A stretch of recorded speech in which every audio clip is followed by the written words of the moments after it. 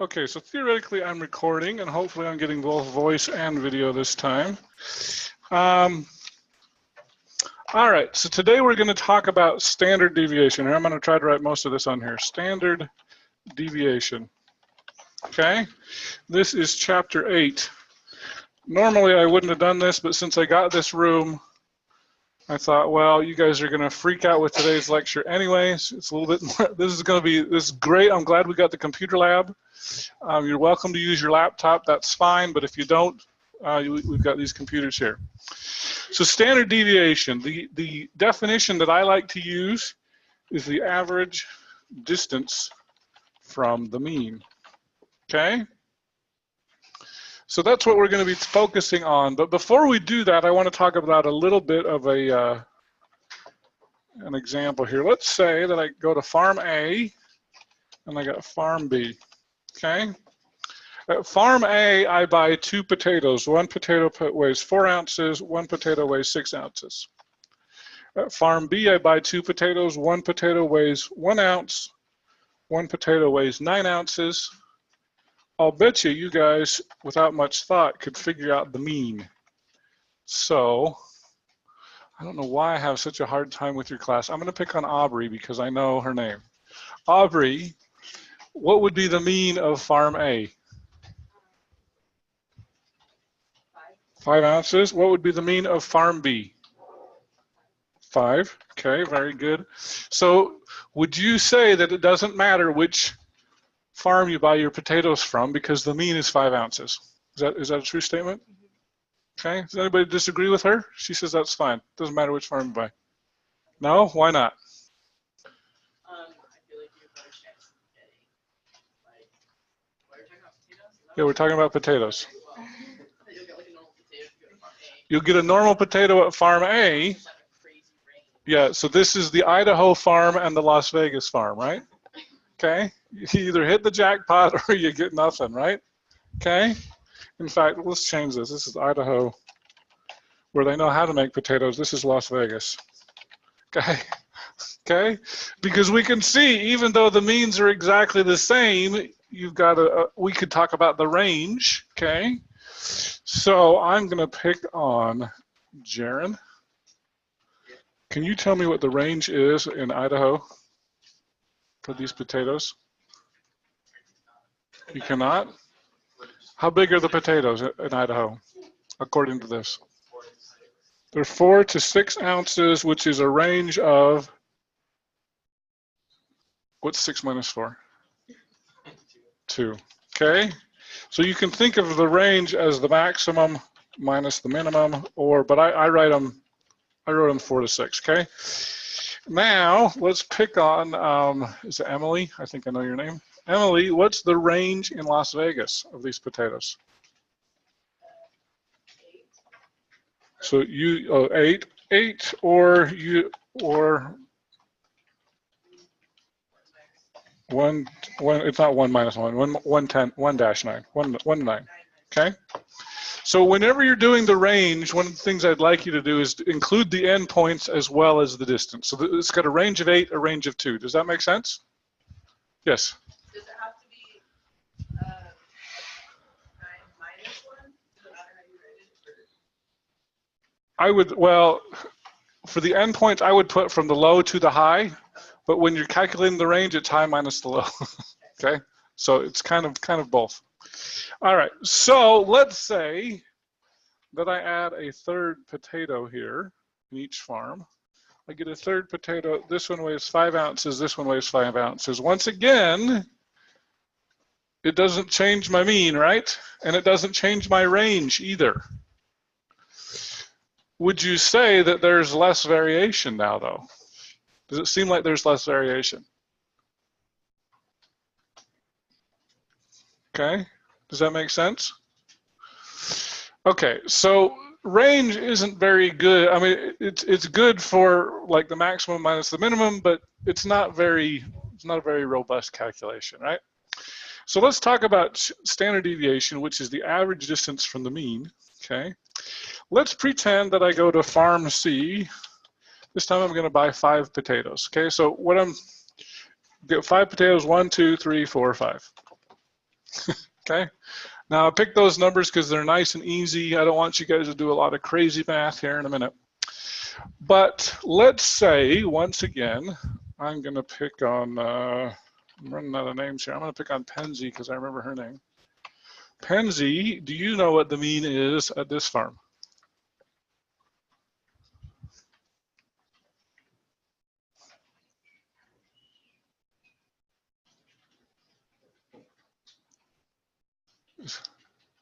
Are you hearing me? What's the mean in this farm? How many ounces? Yeah, can you just eyeball it and guess? What would you guess the mean would be?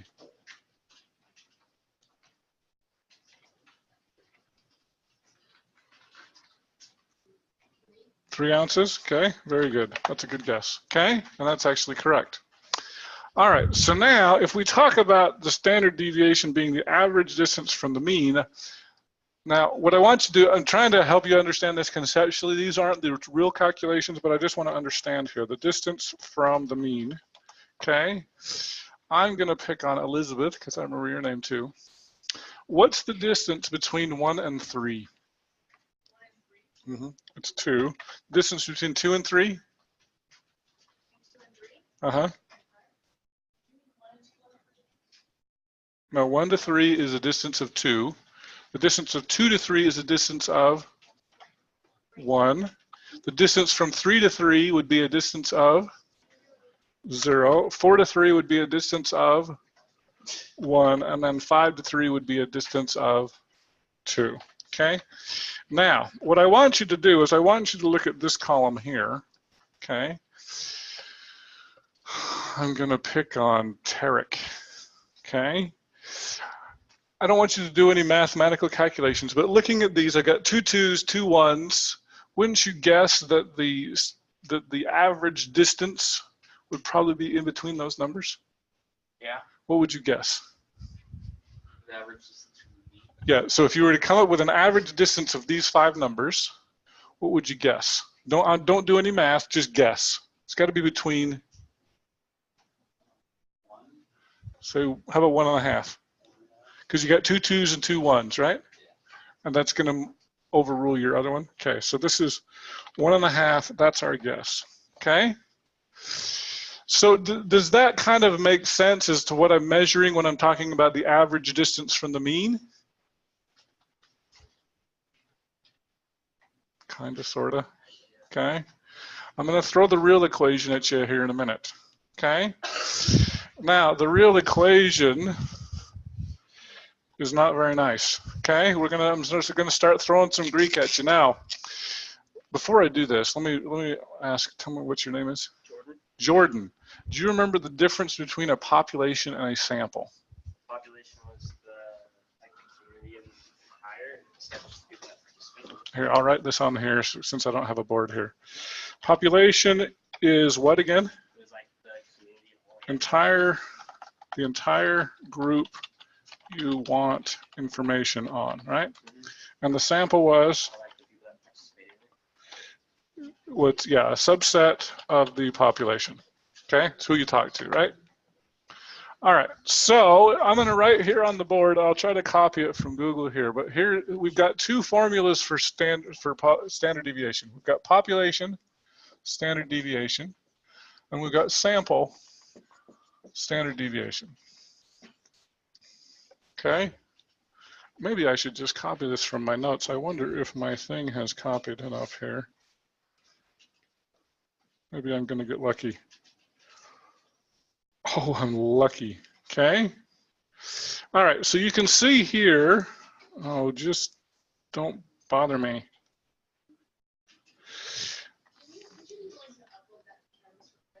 Isn't this up there already? I swear I uploaded it yesterday.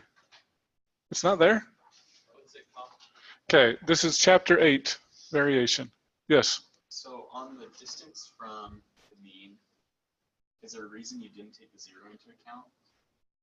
Because there's 5 numbers. Well, because you got 2 2s, 2 1. I'm just guessing. Okay. Okay, I'm not doing any math. Because if you do math, that answer won't be right. But I was just trying to kind of give an eyeball view. Because I've got the two 2's, it's going to be closer to 2 than it is closer to 0, right? That's kind of what I was thinking. Okay, so your population standard deviation is given by the Greek letter sigma. Okay, it looks like a 0 with a tail on it. Okay, now by the way, this is also, this funny looking E, that's a sigma. That's actually the Greek letter S. So this is lowercase sigma, this is uppercase sigma. Okay, so the population standard deviation, sigma equals the square root of x sub I minus mu over n square rooted. Okay, the sample standard deviation is very similar. It's S equals the square root of the sum of xi minus x bar squared over n minus 1. Okay, now I've got a few things I need to do. Okay, sample standard deviation is the American letter S. Population standard deviation is the Greek letter sigma. So you can say that when you left class today, it looked Greek to you, and it was. Okay. All right, so we're going to learn a little Greek. So this is sigma. This is also sigma. X sub I represents each data point. Okay. Mu represents the population mean. Capital N represents the population size. Okay. Now going to sample standard deviation, once again, x sub I, so all these are the same. The difference is x bar represents the sample mean, and n represents your sample size. Okay, so I'm going to try to copy and paste these here. Oh, I forgot my equals sign there. There's supposed to be an equals sign here. Okay. I'm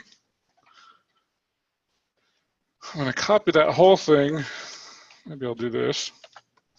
And I'm going to paste it here. Oh, it didn't paste very well. Dang it. Never mind, I'm not going to paste it. It looks terrible. Okay, so those are the two formulas there. Maybe if I copy this, I wonder if this will work any better.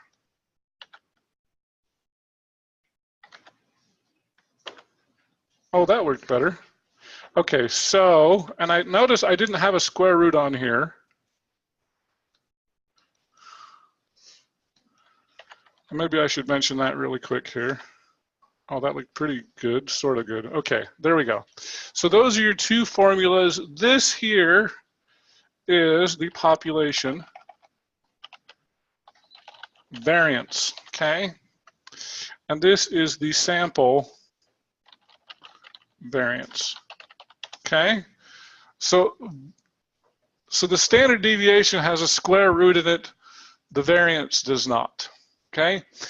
Now, I guess we probably won't do that. Yes? The variance does not have a square root. Yeah, it is squared, okay?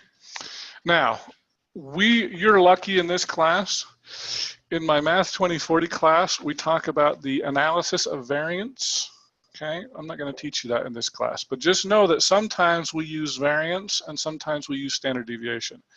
In our class, lucky for you, we're only going to use standard deviation, but just know that in other statistics, other classes, we're going to need to do the variance, okay? So just want to make sure that's clear. All right, now what we're going to do, I'm going to copy this here and paste it here. We are going to do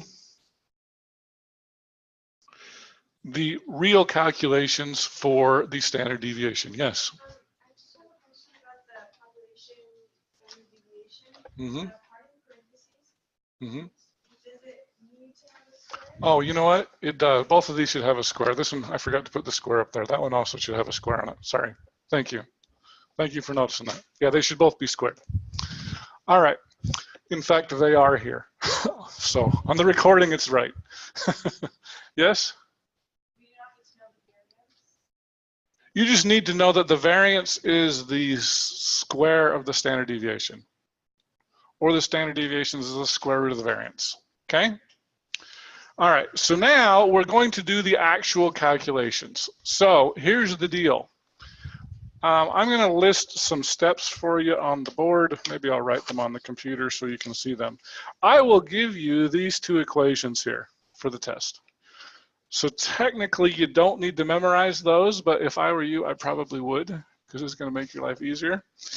But here's what you need to know. This is steps to find the standard deviation. Okay? I will give you the formulas, but if you want to memorize the steps, you'll have to memorize the steps yourself. Okay? I won't give you the steps. Now, you'll notice that these two formulas are really similar, right? In both cases, essentially what you're doing is you're taking the data, you're subtracting the mean, either the population mean or the sample mean, and then you're going to divide by either n or n minus 1. Okay, and then you're going to take the sum of that and square root everything. So essentially those formulas are super similar. Okay, now how do you know which one to use?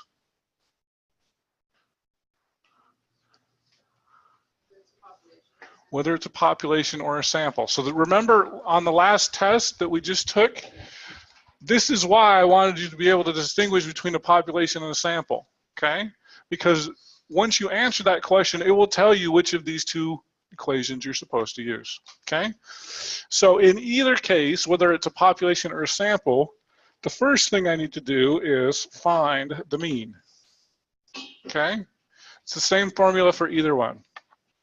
The second step is you're going to want to do is you're going to go data minus the mean. Okay, so you're looking inside, so you need to know your order of operations here. So find the mean, then you're going to go data minus the mean. Then what is this telling you to do? So you're going to square the difference. Okay, number 4, what does this funny looking E mean? That means sum. So find the sum of the squares. Okay. Step 5 is what?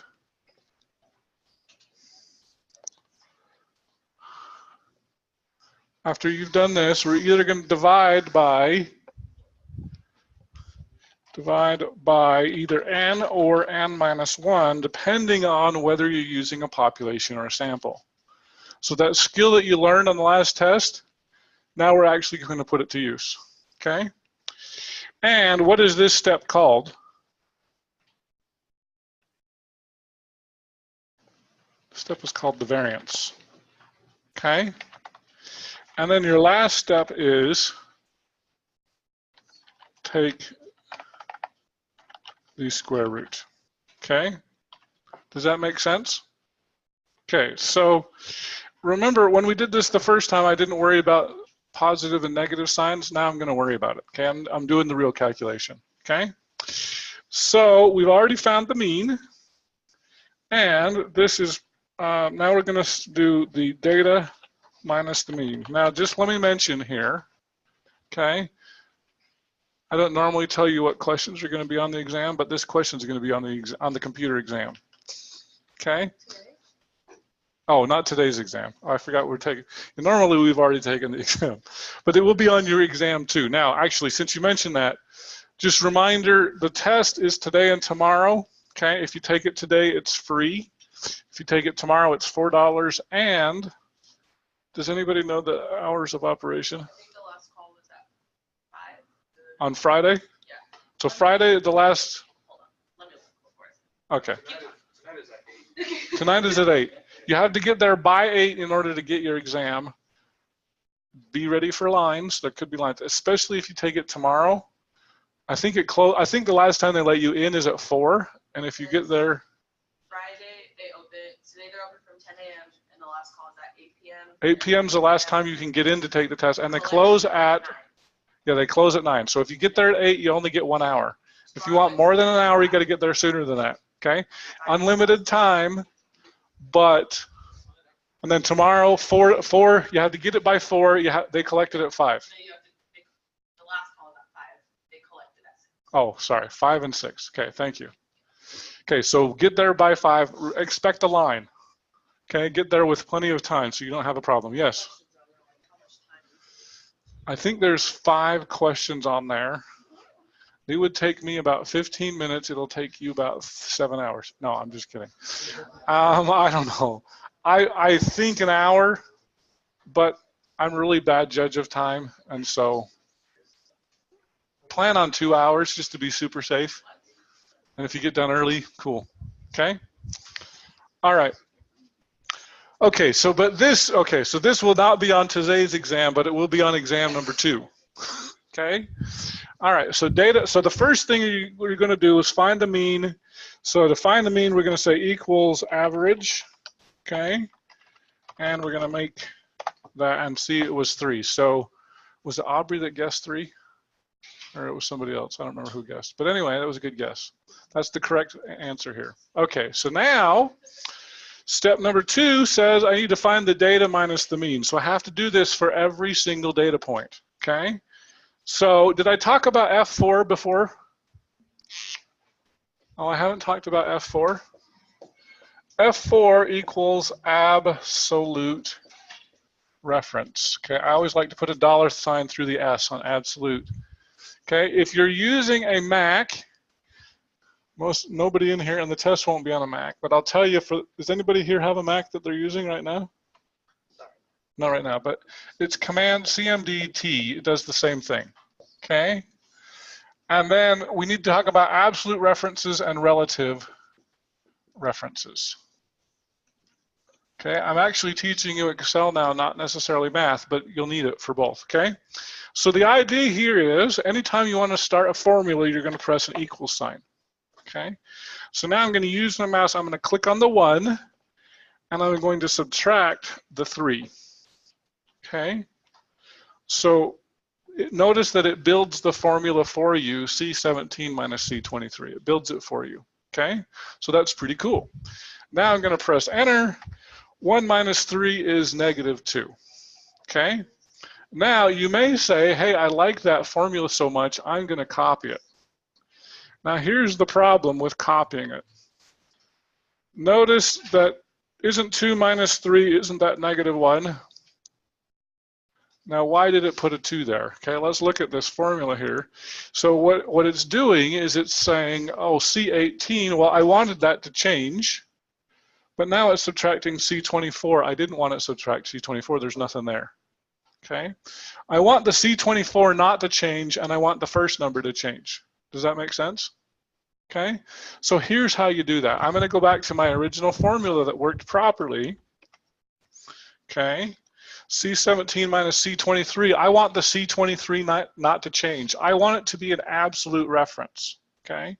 So what I'm going to do is I'm going to press F4. And it puts a bunch of $signs in here. The $signs say, don't change this cell. I always want you to subtract C23 no matter what, okay? So that's the F4 key, okay? Now, if you don't have an F4 key if you have a Mac, but it's Command T, that's what we call an absolute reference, okay? All right, so now it still gives me the same answer. Notice it doesn't look like it changed anything, but now when I copy and paste this down, it works properly, okay? So, and as you see here, you can see up here in the formula bar, right up here, when I look, the first number is what we call a relative reference. It changes, 17, 18, 19, etc. The second number is an absolute reference. It does not change, okay?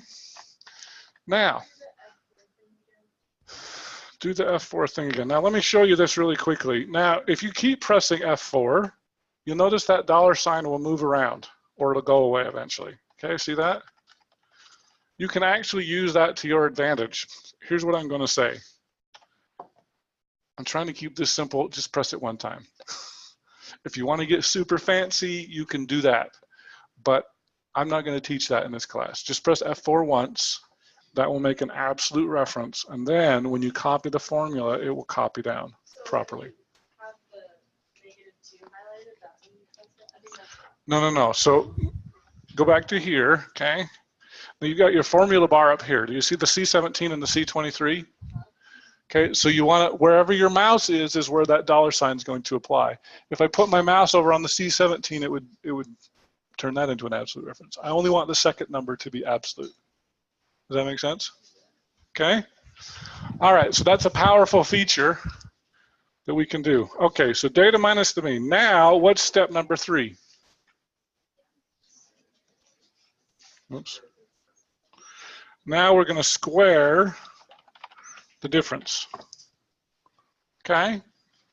So here's what I'm going to do. I'm going to press equals. Anytime you want a formula, start with equals. I'm going to use either my mouse or the keyboard, and I'm going to highlight that -2. And then on your 6 key, Shift 6 is a little caret. Call that the caret, and I'm going to raise that to the second power. Now let me ask you a question. Do I want that D17 to change or not when I copy the formula? Do I want it to be an absolute reference? Do I want it to be a relative reference? I want it to be a relative reference. Okay, so do I want to press F4? No, I don't want to press F4. So you need to understand the difference between a relative and an absolute reference, okay? -2, you can do that one in your head. -2 squared should be 4, right? -1 squared should be 1. When I copy this down, looks like it worked correctly this time, okay? So this is a relative reference. I don't want to press F4 on any of those, okay? You see that? Now, what does step 4 tell me to do?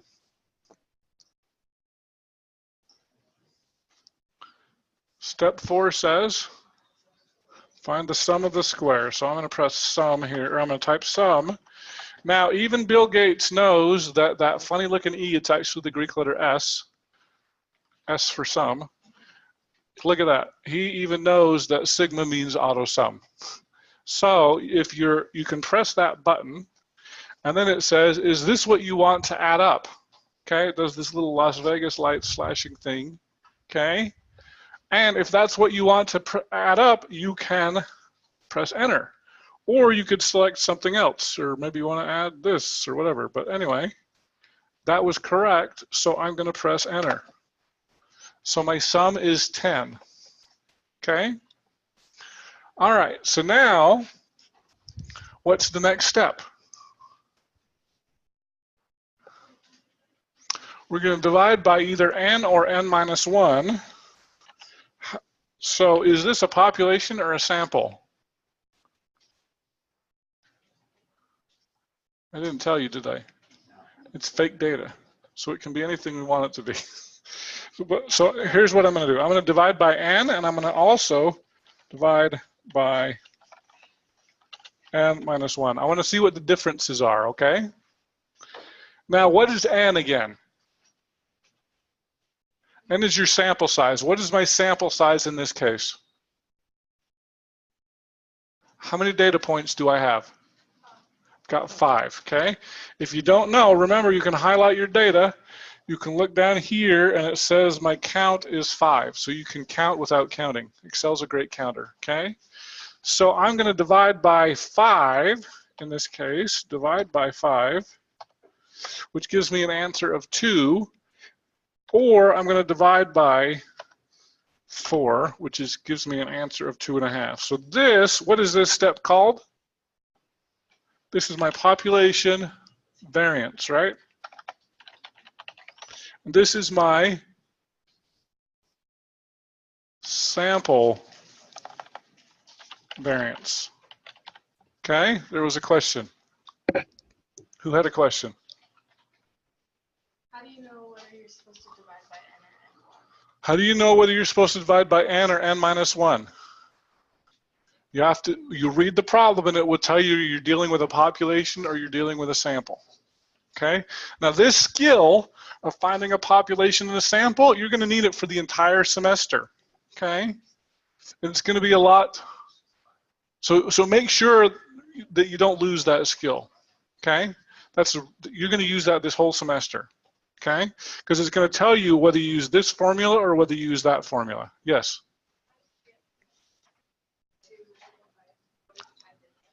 The 2.5? So the first one, I divided it by 5. I took the sum and I divided it by 5. The second one, I took the sum and I divided it by 4. How'd you get those numbers? What's my sample size? I've got 5 pieces of data here. Okay? Now, if I want to find the population standard deviation or the sample standard deviation, what's my last step?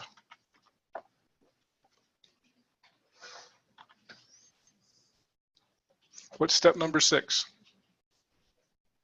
Take the square root. Take square root. Okay? So SQRT is the formula for square root. SQRT. Okay, square root of 2 in this case. Now remember, what did we guess originally? It was Tarek that guessed that, wasn't it? Did you guess 1.5? Okay, we're going to see how good Tarek is. 1.41, that's pretty good, huh? How about if we take the square root of 2.5? 1.58, okay? So our guess of 1.5 was a really good guess. Does that make sense? Who wants to do another one of those? Okay, Sharon and Alexa. The rest of you are like, I don't ever want to see this again in my life. Okay, it's going to be on the test. Okay, now, would you like to do it on random numbers or would you like some real data? You want to do some real data? Let's do some real data. So tell you what, here's what we're going to do. I'm going to do another example here. This is, like I said, this is going to be a test question. Let's find out your shoe size. Okay? So tell me, we're going to go just around the room. Tell me your shoe size really quick. 6, 10, 8, 14.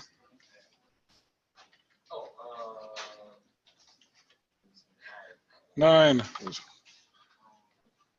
This shouldn't be that hard of a question. 11. Do you guys go shopping or what? Alexa. 8. 8. 9. Emily. 10. 7. What is it? 12. 10. 10.5. 6. I'm surprised we don't have more half sizes. Tell me your name. Jordan? I'm Jordan. Oh, I got it right. 10.5. 10.5. Aubrey? 7. 8.5. 11.5. 8.5. 8.5. 8.5. 7. What happened here? 7, 8.5. 7. 7. 7. Okay, so my question is, let's pretend that you guys are a sample for all UVU students. Number 25. It says Oh yeah, thank you. Thanks for watching my typos. Okay, so this is a sample of UVU students. So the first question is, 1, what is the mean shoe size? And 2, what is the standard deviation? Okay, so I'm going to pick on, is it Hannah? Oh, I got it. Okay, Hannah, what's the mean shoe size? How would you find that out? You don't have to. You don't have to organize it. No, I want you to find the real number. Don't be guessing. What's the command? I'll even let you use the cheater command. What is it? Equals average. Curse Bill Gates. Should be equals mean, right? Equals average. I'm going to highlight all my data here. Okay. The mean shoe size is, drum roll please, 8.81. Okay. Scroll where? Scroll down so I can see the last few. 3 seconds. Okay. All right, now I want you to find the standard deviation by hand. So, who wrote down what step number 1 was? Find the mean, we already did that. Okay, so step number 2. So I want to find the data here. I'm going to slide this over because it's in the way. I'm going to find the data minus the mean. Okay, so now let me ask you guys a question. Who's like not sure what they know what they're doing and would like to come demonstrate for the class because they want to do super well on the test? Sharon? Come on up, Sharon. The class is going to help you to do this. Okay, and I will save this and we'll send it to you all. Okay, all right, so Jaron, data minus the mean, right? What do you do?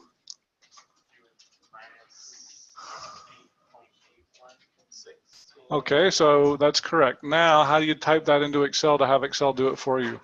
Somehow you gotta tell it to subtract whatever. Okay, what do you always start a formula off with?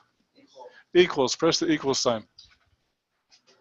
That's a plus sign. Equals, there we go. Okay, equals. Now, what am I subtracting? What's the data in this case? 6. Nope, yeah, click on the 6 with your mouse. And then we're going to subtract the mean. What's the mean? Oh, no, don't do it that way. That's going to introduce a rounding error, okay? Click on that value, which is clear over an M, okay? Now, let me ask you a question before you press enter. Do you want any of these to be absolute or relative references? The answer is yes. Which one's which? He needs to press F4 for which one of those two terms? The second one, right? So the M2, so press F4. Okay. Now, 6 minus 8 should be about negative 2.81, right? Let's make sure it gets it right. Press enter. Okay, that worked. Okay. Now, do you remember how to copy and paste that? Go up one. Now, here, I'm going to show you a little trick here. Okay, move your mouse right on the corner where this little black square is, right here. So watch that. See how it changes to a black cross? Double click. Double click. Oh, how about that? Was that not cool or what? Okay. Who learned something today? Okay, I've succeeded. All right. Now, what's step number 3? Oh, you're like, oh, you're doing the whole problem, right? Okay. Sure. Okay, so data minus the mean. Do you remember what step number 3 is? You can look at your formula here. What does your formula tell you to do? Oh, me? Yeah. You would do the F. You need to square the difference, right? So how do you do that? Okay, so he's adding on steps there, except for anyway. Okay, so how do you square the difference? So go up to C1 and put square it or square or something like that. So let me say this, when you're doing your test, if you can tell me what you're doing, you're going to get a lot more points than if I have to guess. Because if I don't know what you're doing, guess you're not going to get very many points. Okay, so make it easy for me to grade. Okay, square it. I don't care if you spell bad, but that's fine. Okay, now how do you square it? No, that's square root. I don't want that. Okay, what do you always start your equation off with? Equals. Press equals. What am I squaring? Click on the 2.81. And now, shift 6, there we go, squared. Do I want an absolute reference anywhere? No, I do not. Okay, press enter. Ooh, something happened. That got really huge. 23, you took that to the 23rd power. Okay, that's better. Okay, now how do you copy that quickly and easily? Double click, isn't that cool? Okay, you're lucky you don't have time tests like my Math 2040 class. You need to learn all these tricks. They had a test today and it was 1 hour. And you need to know these tricks in order to get done in that time. All right, so now what's step number 4? Okay, look at your formula here. What's this formula telling you to do? Nope. What is that? Sum. Sum. Okay, what are you doing the sum of? Sum of your squares, right? Okay.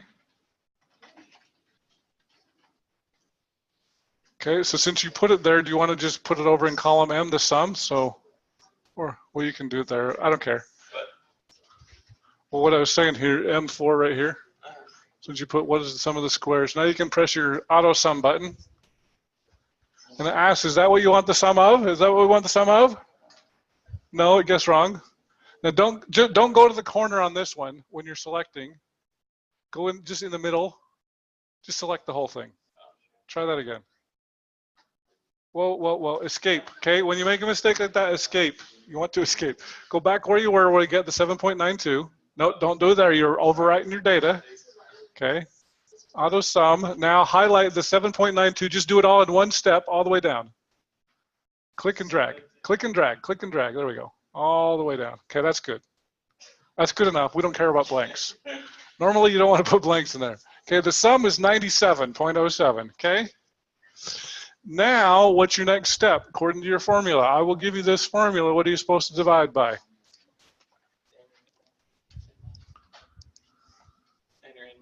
Okay, what are we dividing by? N or N minus 1? What does it say? What does the first line say? It's a sample P, because I can't spell. Okay. It's a sample, so I'm going to divide by which one? You're going to divide by N minus 1 because it's a sample, right? What's your N? How do you find your N without counting? Highlight all your data, the 6, 10, 8, everything. No, not that. That's not your data. That's not your data.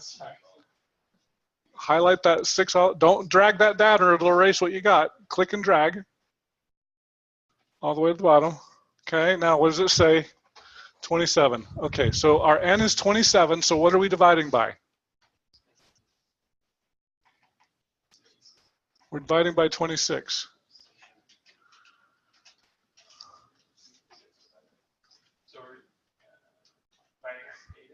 We're dividing our sum by 26. Okay, so press enter. Okay, so you're going to take those two numbers, go over here to say the N, whatever it is. Press equals. No, go back where you are. Equals. That sum, 97. No, don't type in there. Click. Okay. If you want to make a mistake, type slash. Click on the 26. No, click. Okay. All right. Now, this is what I want you to see. Don't be typing numbers when you don't have to. Okay, now press enter. What is that number? Is that the answer? No, it's one step shy, but it has a special name, and that name is the variance. Why don't you write variance there just for fun? Just to show how smart you are. Okay? Now, Jaren's done this, so everybody study with Jaren tonight, okay? All right, so now what's your last step? Find the square root.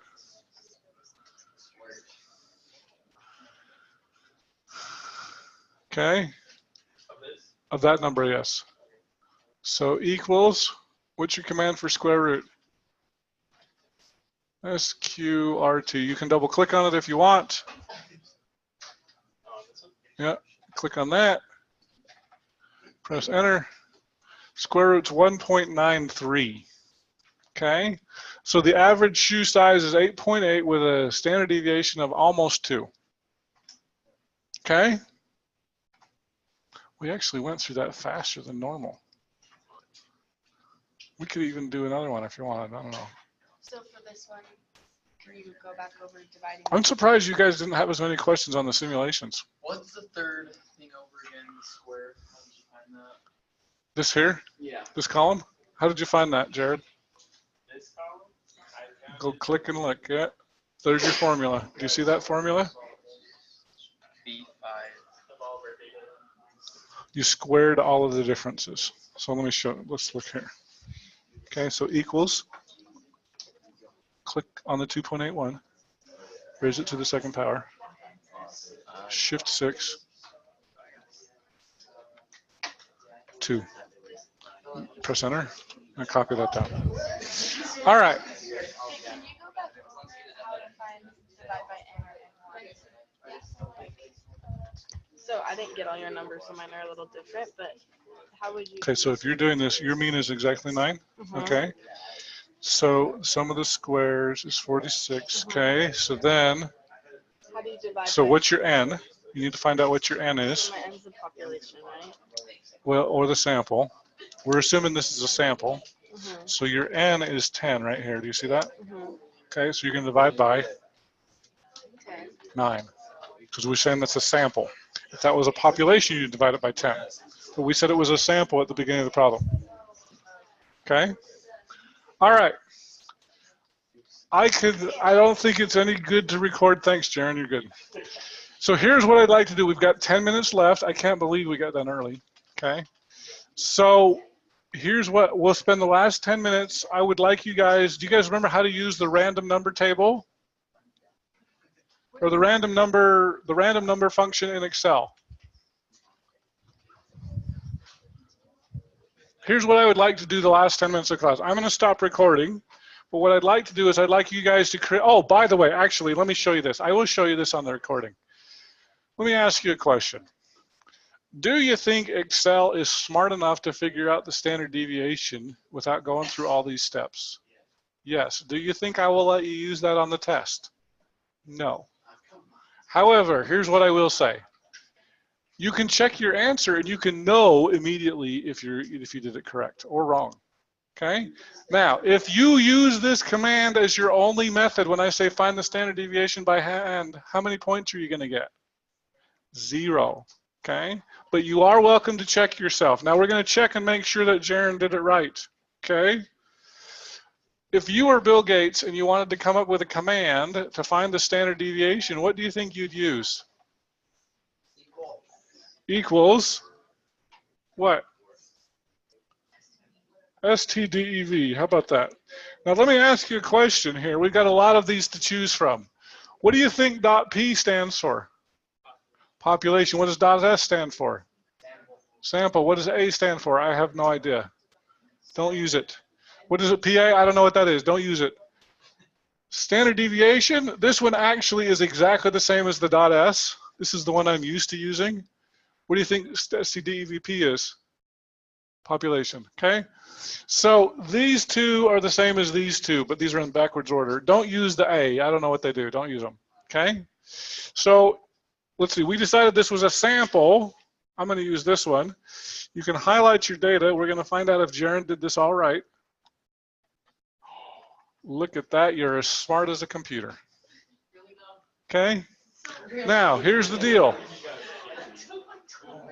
Okay.